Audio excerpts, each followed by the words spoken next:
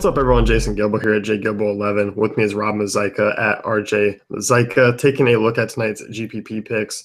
5-game slate. You and I are really digging this one. I mean, Coors game here, but definitely some other options you can roll with. Definitely. We got the Coors game, which is up to an 11.5 total now.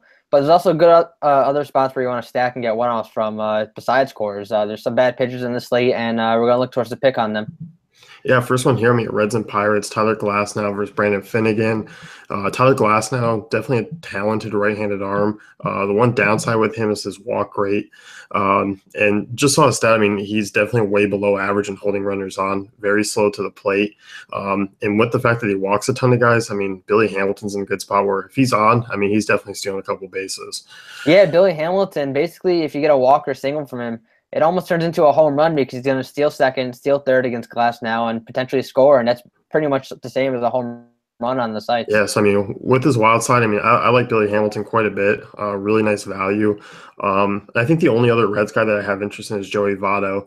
I mean, obviously one of the more dangerous hitters from the left side, and Glasnow obviously still, not seasoned yet. Yeah, he's not. The only thing that concerns me is this park because PNC Park is huge. But Joey Votto with a 4.29 WOBA against righties last year against a prospect, I'll take it any day. Yeah.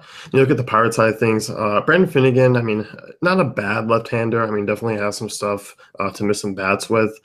Does give up the long ball, but I mean, as you said, PNC Park, obviously not a great home run hitters park. The one good thing is it was like snowing last week. Now all of a sudden it's 75 degrees, so we do get some warmer weather. I do like the front three hitters in this one. They're all at reasonable prices, and I'm curious to kind of see how many people go that way. I like them too, and I even like to yeah, that's about it. Just the top three: Jordy Mercer, Starling Marte, Andrew McCutchen. Finnegan had a 3.34 WOBA against righties last year, and it goes up to 3.40 when he's on the road. Mercer, he's a lefty specialist. He only hits lefties, really, but he hits them very well. And then Marte and McCutchen. Marte has a ton of upside, even with his legs, too. Yeah, and you look at Finnegan, I mean, hard contact rate to righties last year, since going back to last year, 38%. So it's like when he's getting hit hard. And home runs were an issue even away from Great American Ballpark. So it's not like it was just really Great American that was holding him back. Yeah, and we all know Marte and McCutchen could still hit it at PNC. Yeah. Mets and Phillies next here. Gerard Eichhoff versus Jacob deGrom. It is one of the lower totals on the nights. I like Citizens Bank Park quite a bit. And wind's blowing out there tonight. So, I mean, some Mets power bats from the left side with Eichhoff, who really struggles against lefties. I definitely don't mind taking some shots here. I don't either. I really like Asdrubal Cabrera, Curtis Granderson, pretty much every lefty in the lineup. Neil Walker, Lucas Duda. They all have over a 3.20 WOBA against righties, and Eichhoff's really not the best. 1.62 home runs per nine to lefties going back to last year. Yeah, I mean, I do think he's a talented right-hander, but there's just one too many lefties kind of to get real comfortable with. Yeah, and then there's Jay Bruce as well. When he's not striking out, he's crushing the ball, and he can really take one out of Citizens Bank. Yeah, so I do like those lefties all at really reasonable prices. So, I mean, if you are paying up for a Jacob deGrom, John Lester, I mean, you can kind of fit them in. Yeah, you can. They're all cheap, too. Yeah. On the Philly side of things, I don't really see anyone to really take shots with. I mean, deGrom's my favorite pitcher of the night. Yes, they had their big offensive explosion, but this is Jacob deGrom. Yeah, I'm off them completely. deGrom's a really good pitcher. Cardinals Nationals, Tanner Roark, Adam Wainwright. Talking about the Cardinals first, I mean, only two real viable hitters right now, I feel like. And I mean, Matt Carpenter isn't really off to a great start so far, but, we know the type of hitter that he is. Basically, him and Aledmus Diaz are the only two that I can see really using, and I probably won't even have a ton of exposure. Yeah, same here. Carpenter, yeah, he doesn't look that great. But, I mean, last year he did have a 3.86 WOBA against righties, and then Diaz with a 3.93. Roark, he's about a league average pitcher. He's nothing really special, but then again, he's not really a guy that we like to pick on either. It's a solid spot for either one of them as a one-off, but as a stack as a whole, we can't do it. No, I mean, Tanner Roark's just one of those guys who's going to eat a ton of innings, get his quality starting kind of hop off. So it's basically, if you're picking, it's just one or two guys and hoping that they're the ones to do the damage. Yeah, but on the other side, we really like the Nationals. Yeah, I mean, you look at Wainwright last year. This guy struggled on the road, struggled against the lefties. I know he looked good at home so far, but, I mean, as kind of an aging right-hander, I mean, he's just becoming more of a guy who just has to use his secondary pitches to get out of innings and stuff like that. So I mean, for me, you can definitely use the three lefties here and hopefully Trey Turner's in the back of the lineup. Yeah, hopefully. We aren't sure on Trey Turner right now. Keep an eye on that as the day goes on. But if he plays, he's a great play.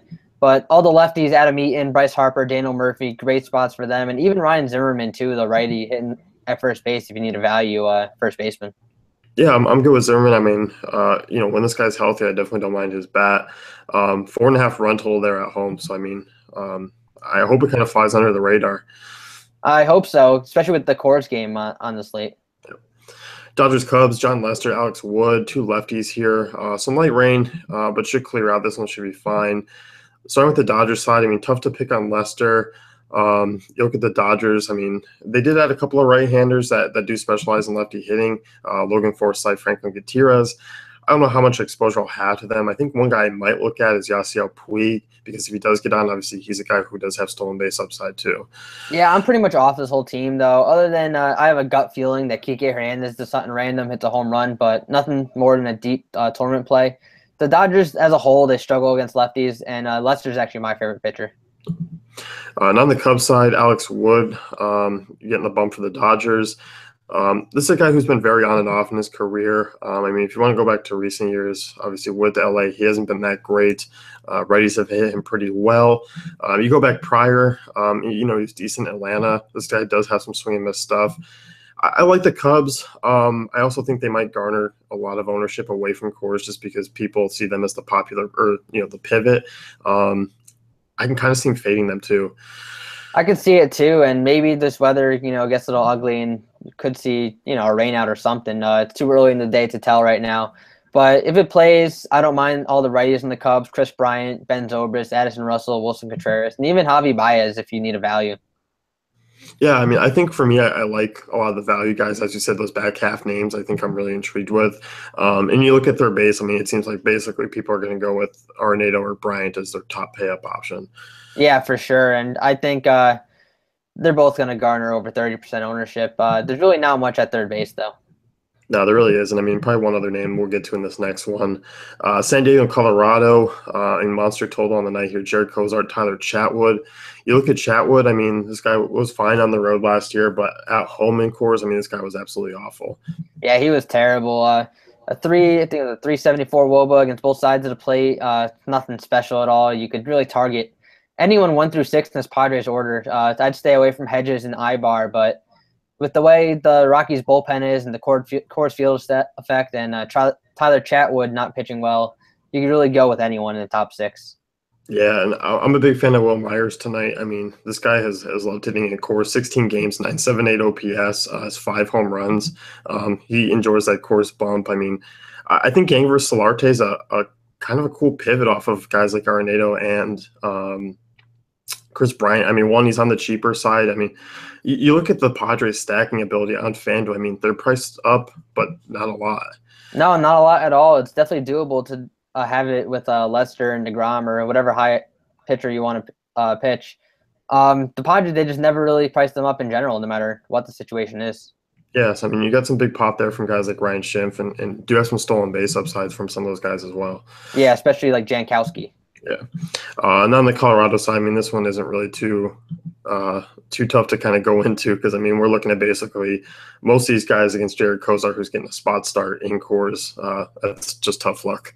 Yeah, I mean, this entire lineup's in play all the way down to Tony Wolters, the catcher, just because catcher sucks in general. But pretty much anyone in this order. My favorites are obviously Blackman and Arenado, the 2 best hitters in the team. And then you got Trevor Story. He hit 19 home runs against righties last year out of his 28. So it's a good spot for him as well. Yeah, it is. And I mean, if you want some Coors value, I mean, Gerardo Parra is priced down considerably in comparison to the other options. I mean, 3,400 on FanDuel is not a bad price for him. 42. I don't mind him there hitting 6th. I don't either. You could really, like I said, 1 through 8 on this team. You could have anyone. Yeah, so that's going to wrap things up here with us for GPP picks. You can head on over to DaveFantasyCafe.com and check out our great tools and content. Yeah, good luck, everyone.